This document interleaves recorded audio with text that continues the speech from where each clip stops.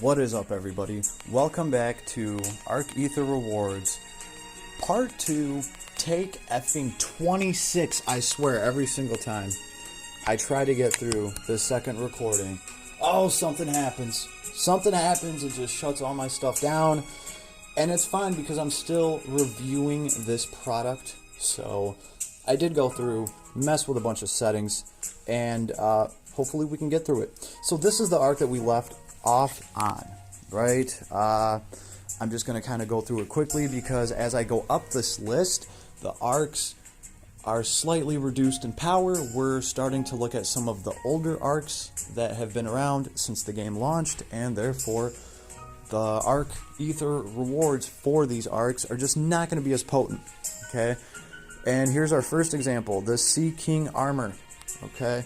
I mean, don't get me wrong, this is pretty cool, but personally, I don't really think it's as good as the golden armor, which gives you 10% damage reduction, which can stack with a lot of other stuff and be very gnarly. What does this armor do? Well, it adds fish type to the user.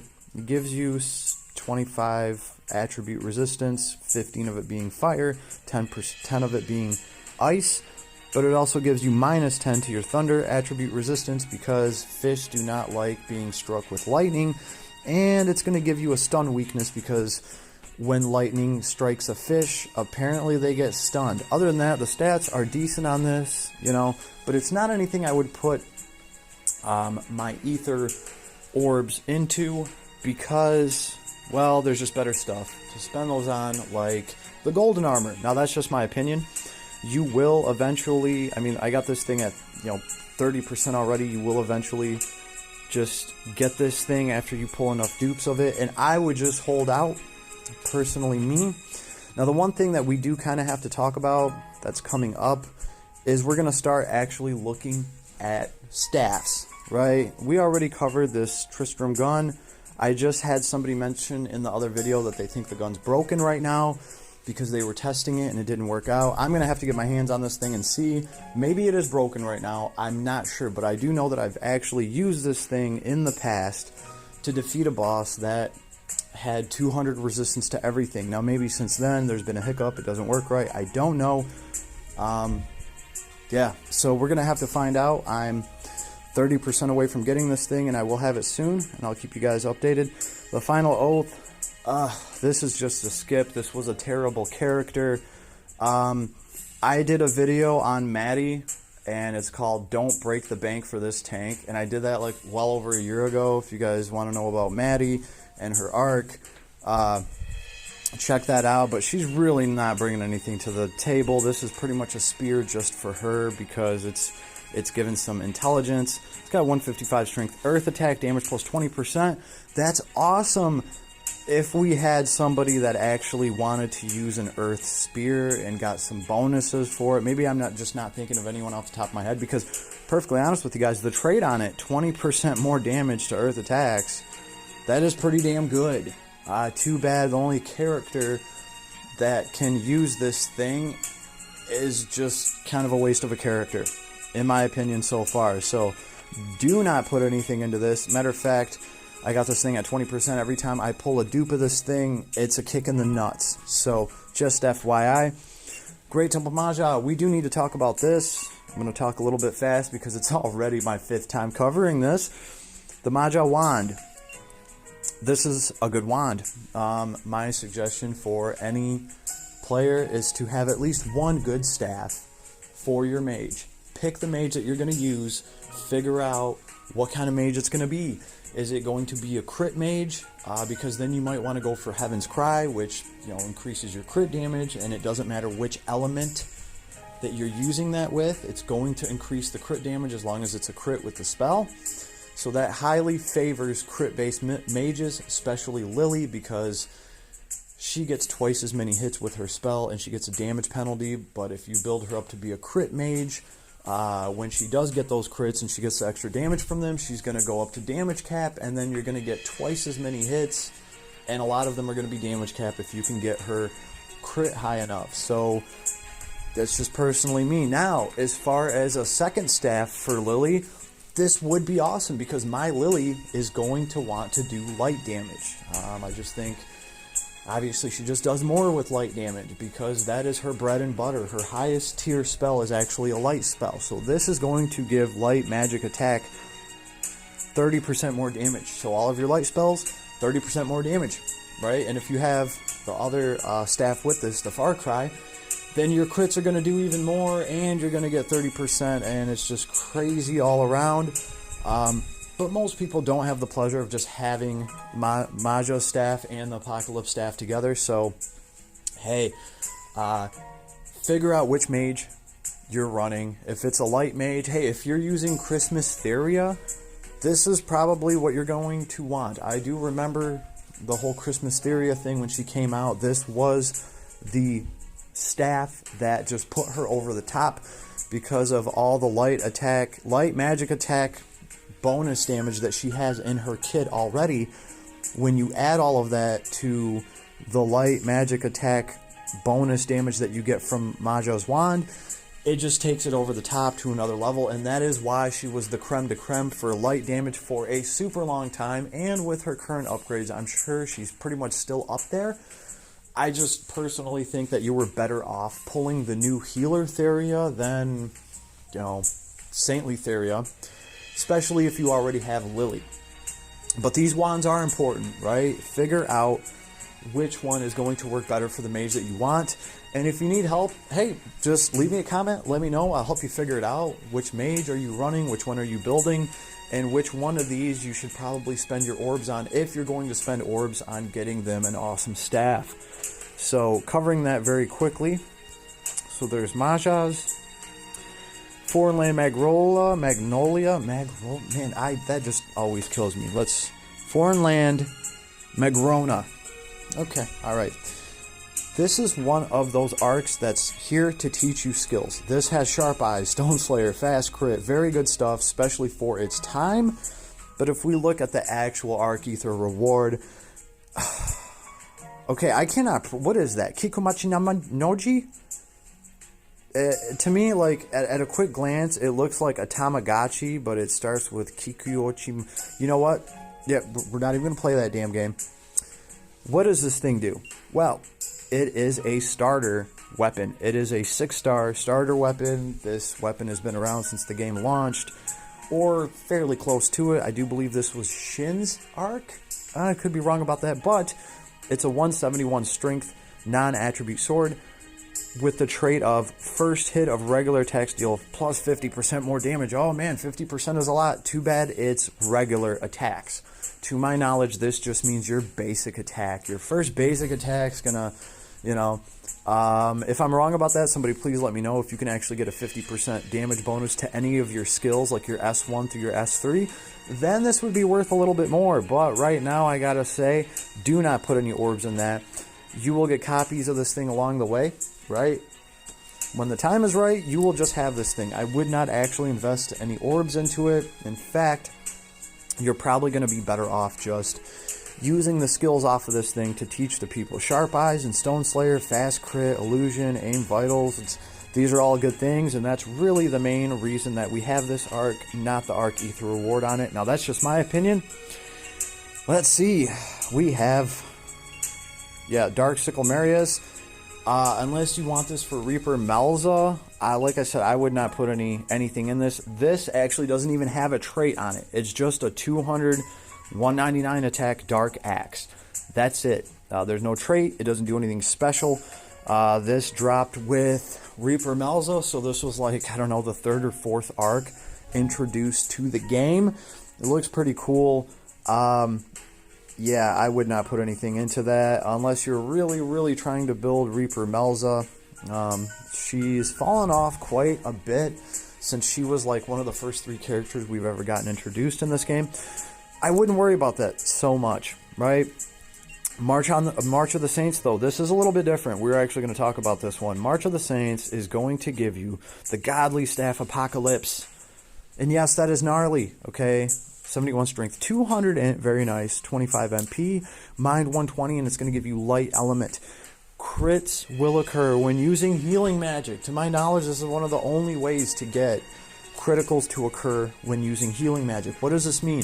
This means that if you take an underpowered healer and you actually give them a crit build, it means that they can use cheap, chintzy little healing spells and score crits with them and do tons and tons of healing for a small amount of MP. It means you can use Healing Wind and you can score crits, and you can feasibly, if your crit is high enough, you can spam Healing Wind for a very low MP cost and a quick cast, and you can be healing left and right with crits, and it's gonna be damn near as good as a godly heal. You just need to score those crits. So this is a very interesting staff, and in fact, I can't wait to actually get this thing and see what I can do with it. It is every healer's dream, and it makes a healer much stronger. So that's what I'll say about that. And honestly, I wish I had this thing higher than 11%. On my old account, I almost had this staff, but had to give that up. I am definitely keeping an eye out on this one. I think it's still very important to have, and you can do some nifty stuff with it. All right. So, Sandworm. What is this? The Golden Crown. The Crown of the Sun. This thing was really OP when the game first launched. And that is pretty much kind of how this list is going to progress from here, because we're looking at older stuff. This gives you 40 int, so it's good for a caster. It doesn't give you any strength, and it's really just going to beef up a caster a lot, because not only are you getting 40 intelligence off of an accessory, you're getting 300 hit points, you're getting 40 MP, you're getting 40 defense, and you're getting 40 mind. So for a caster back in the day, this was good, right? You're not going to want to put this on a physical attacker, because you're getting that no strength at all. But honestly, this isn't really that bad for a tank back in the day either. Now, I'm saying back in the day, right? This might not be giving you strength, but it's still giving you 300 hit points. It's giving you 40 defense and 40 mind. When the game first launched, you could use this on a tank character, but preferably you'd want to put this on a caster and really get that intelligence as well and actually do something with it. It's not giving anything for attributes or alignments, ailments, not alignments. A chaotic evil over here. No, ailments. My bad, people. All right, take 5 is not going that great, folks. So once we get to this point, we're looking at, older arcs that have been around for a while. Velda Org, the Divine Law of Catelyn Rue. I would not put anything into this, but you're going to get dupes of this thing along the way. But hey, this is still a very good robe because of the continuous MP regeneration effect that is always good. It's got great stats, and it's going to give you some light resistance. MP regen is very important for a healer and for just about any type of caster, especially with some of the bosses that we have, where that boss hits his last threshold, snaps his finger, and magically everybody loses most of their magic points. We've just had a fight like that not too long ago, so things like this that, gradually recover MP for you, they can actually make a difference. You can actually get that one god heal off and keep some of your people alive, and you might just be able to muster through the end of that fight. So hey, MP regen goes a long way. This was one of the first things that really kind of brought that to the table. I might put an orb into this thing here and there. I already have it at 47%. I've never had a problem pulling dupes of those. Phoenix Blow, we get to Phoenix Blow. This thing, the Fire Claw, I actually thought about getting this for Ray, but it is fire element. But hey, skill damage plus 15%. Forget about the 158 strength. This thing might as well have a higher strength on it if your skill damage is actually getting 15 more percent. This is actually still a very, very powerful claw. If you don't mind doing fire damage, you sure as hell are not going to mind every single one of your skills getting plus 15% more to the damage. This is still one of the top tier claws. I had to choose the Venom Cleave Claw over this that I went over in the last vid, just because when the enemy gets poisoned, you actually get 50% more damage. So I went that way with it. The Venom Cleave Claw also has 170 something strength instead of 158, but it was a close call. It really was a close call. This is fire element, so this is still a pretty top tier claw. I kind of wish I had mine higher than 25%, but hey, it is what it is. This arc is also great. Break, plus 77%. Upon enemy defeat, special gauge plus 10%.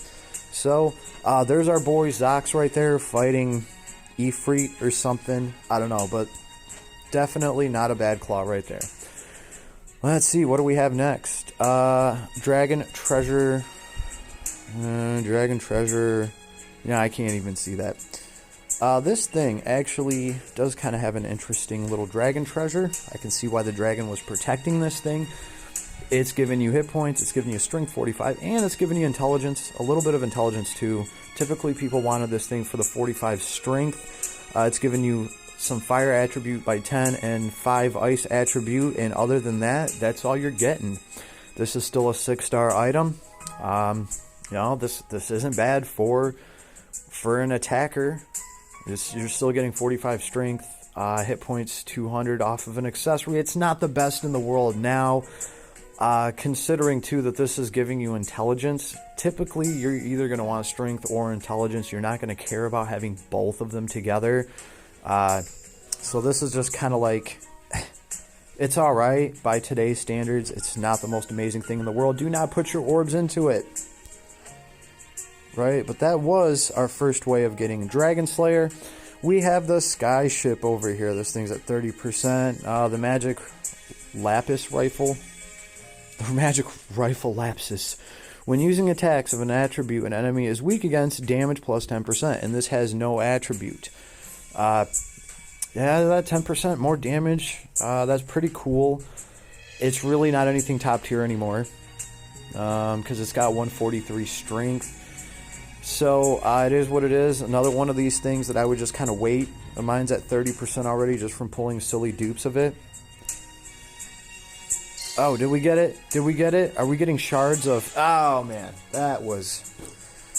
We get Graven's soul shards. And, man, how did I know this ship, this arc, just craps those shards out. And, man, he's a cool character. I really wish they would redo him because he's a cool character design. He just does not have that much power, and he's supposed to do a lot of aerial damage. Speaking of which, actually, this has nothing to do with what we were talking about, but I was trying to transition smoothly, guys, and you caught me. Alright, we have the Heavenly Bow arc that I have been using on my rogue, because he's using a bow because it has a low attack. Let's look at this bad mamma jammer, the Star Road, the Heavenly Bow. When using Earth or Light skills, crit rate plus 10%. Hey, Earth or Light skills. Too bad my rogue doesn't use any of those. Earth or Light skills. Because this thing is Earth attribute, but that's, you attacking with this is not a skill. Your skill actually has to have Earth or Light in it. It's got a decent strength. It's got some pretty good mind to it as well. It's Earth attribute. I'm sure you could do something with this thing off the top of my head. I'm not thinking of a lot of different things you can do with it. I have not prioritized this thing yet. It is still at 44%. Well, no, it's at 39%. I'm not going to feed an orb into it. I suggest you don't either, unless you have a really specific build in mind. And then there you go. Alright. So, Heavenly Star Lord. Then we have this this Golem Arc here. This Golem Arc, it has the Shield of Aegis on it. When automatic guard activates, damage taken minus 25%. So this actually isn't that bad, but what you have to realize is when automatic guard activates, that is very rare. That is like some 1-2% type shit. Like, it is almost never going to activate. Maybe for somebody like Lance Evil who has a higher guard chance, but then it says when automatic guard activates, which might be different than your actual percentage guard that you can beef up through skills. So I don't know. It could be a good accessory. The alt defense accessory we're looking at is giving you 70 defense and 70 mind instead of 55. I might just go for that one instead if I was actually going to invest orbs into an accessory for some sort of tank build, but hey, this is one of the first arcs that we had when the game launched, so what can you expect? The pirate ship, Blargy, the pirate ship, R-matey. Now, This one I actually can suggest putting orbs into for the sake of farming. You can't go wrong with this thing. Chance to obtain an item upon defeating an enemy. 1 item per enemy. It's giving you 20 strength, even though I wish it wouldn't. It's giving you 20 defense.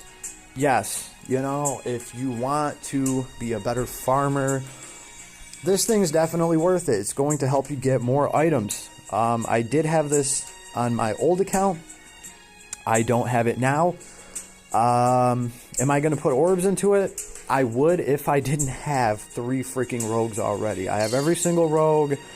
I have a rogue party. There's some of that Sea Pirate Doro or whatever his name is. Gotta love these shards I'm getting. So, for a new account, you know, why not? This actually could feasibly help somebody out. Especially if you only have 1 rogue and you really want to push it to the limit and maximize it. Because this thing directly affects how many drops you get, it kind of gets a cheat code on this list. Like, it gets to be a lot higher than a lot of the other old items that just aren't as good anymore. Well, this item will always be good because it yields you a chance at getting another item. That's what I'm going to say about that. As far as the older arcs go, this one probably has one of the most useful items on it. So I actually kind of wish mine was a little bit higher percentage than that. We got the Dragon Treasure. This thing's just all over the place. It's giving strength and intelligence and some hit points. It's not giving any attributes. It's not giving any ailment resistance. Or wait, no, it is giving some attribute resistance. 10 to fire, 5 to ice. That's about it, though. Mixed match stats. You know, it's one of these things where, like, what kind of build are you going to run where you're going to want strength and intelligence on the same build? It typically doesn't happen. You typically either want one or the other. This is giving you a smorgasbord of both, and they're not even equal. You're getting more strength than you are intelligence. Don't get me wrong. If you have one of these, I'm sure you can find a use for it, but I would not actually put any orbs into getting this, especially with some of the other arcs that we have, you know, down below here. Divine Beast Hunter. Ooh, we got this one at 47% already. I sure hope it's a badass item. Let's see. The Sword of Kusanagi. It's a famous sword. I've heard about it. 179 strength. And 179 strength, ladies and gentlemen. There is no trait on this whatsoever. That's it. This was like the creme de creme when the game first launched. Like, this was probably one of your only ways of getting a 179 attack weapon. And it has nothing else on it. It's just got that beastly attack, which by now is just an average attack. You can make your way to Blaze Garden and probably get a sword just as effective as this, and it's probably going to actually have a trait on it. Under no circumstances should you actually invest any of the ether into this, and I already have this at 50% just from the dupes I've been getting of this arc. This arc was all about the actual arc attribute and about the unit skills that it teaches you. Godslayer, Blessed Speed, Sky High, Aim Vitals. These were all very potent things when the game first launched. As far as the sword on it, meh. And I do believe that was like one of Shin's first swords that you could grind out for him. The Divine Beast Hunter, I think that was Shin's arc that he dropped with. And here we're pretty much to the end of our SSR arcs. We are going to cover this. This was the first, man, it was like one of the first 2 SSR arcs to drop in last Cloudia. I remember looking at this thing and just thinking, wow, this thing looks damn good. I mean, this angel thing, it's got like 12 wings. Pretty damn, I mean, 1, 2, 3, 4, 5. Yeah, that thing's got like 6 wings. That thing just, it's coming down from the sky. It looks like it's going to smite somebody. But when we actually look at the wings of the Archangel, yeah, and there's a lot of wings there. Okay, so we are just getting 50 mind here. But SCT speed plus 10% after defeating a wave. Recover some SCT. So, this is going to help you charge your stuff a little bit quicker. And after defeating a wave, recover some SCT. This is going to help you kind of stay fed. It's going to help you with your kit. So all in all, this isn't bad, but I wouldn't really spend a bunch on it. This is taking up an accessory slot, but you know what? And it's giving you 10 resistance to dark. Here's what I'll say about this. I think this item right now could actually be effective on Theria, on super badass healing Theria, the one that just came out, the shift version of OG Theria, because she has a really hard time with SCT speed, and her kit has some really potent shit in it if you can access it. So this is going to actually help you access her amazing abilities that are giving damage reduction, crazy healing, more damage reduction, and after defeating a wave, recover some SCT. So when you're fighting a boss on wave 5, this is actually going to help her like charge up a lot of her kit before she gets to that boss. Really, that is the one use I can really kind of think of for this thing right now, because it's really not giving you stats, you know what I mean? But Theria is, she doesn't need stats, because she's giving damage reduction, and she's giving all these extra side effects. You just need access to her kit. So, you know, I don't have a problem with her using this and it not having any amazing intelligence staff or stat on it or anything like that. The fact that it's giving her some mind, cool, but really, she can actually really take advantage of this SCT speed stuff. Other than that, I can't really think of too many characters that would really push for this item. Off the top of my head, now I could be wrong. If you can think of someone, please leave me a comment. I'm sure there are other characters that have a hard time accessing everything in their skill kit. But yeah, this is pretty much the last SSR arc, at least the one I have. Everything above here is SR. Do not do not spend, man, you know what, I'll be honest with you, when I first started playing, I think I had some SR arc at like 95%, and I did sacrifice an orb just because I didn't want to wait, and I still take that back. I wish I would have just waited. The SR arcs, you are just going to get these things to 100% on your own just from pulling dupes along the way. So I think we have pretty much covered all of these arcs, especially all the new ones down here, and the items that are on them, and I hope this helps you get a better idea of what you should spend your orbs on. I'm sitting on probably, what, like 15 of them, so I'm going to decide exactly what all I want to finish off. So I wish you all the best of luck, and yeah, this is what we did, because we are waiting right now for another character to drop. We know it's Libet. We know it's our favorite little redhead. She is just around the corner, so I just figured this would be a good day for me. Since I'm so far behind on the event, I might as well actually go through all of my arcs, see where I'm at, and see where I want to spend some of these orbs that I have. And I figured, why wouldn't I take you guys on this magical journey with me and make 2 videos out of it? So I know this was a long one. I hope you enjoyed. I hope this could help any of the newer players or just any players in general. And if I missed anything, please do leave me a comment. If you found your way to this video and you're wondering why I'm not talking about some of these amazing UR arcs down here, that's because this is part 2 of the video. If you want to see all these UR arcs and hear me talk about them, just look up part 1 of this video. And as always, I hope you guys have an awesome night. I will see you tomorrow when we will be reviewing our favorite little redhead. And yes, I've heard great things about her, but you guys know me, I don't like to actually talk about these characters until they're released and I'm looking at them, because you never know what's going to get nerfed, you never know what's going to get changed, and you just never know what's not going to work. So that's why I haven't said anything about this little sword master Libet, or whatever the hell they're calling her. But I will be talking about her tomorrow when I'm reviewing her, and I'll see you all then. Have a good night, everybody.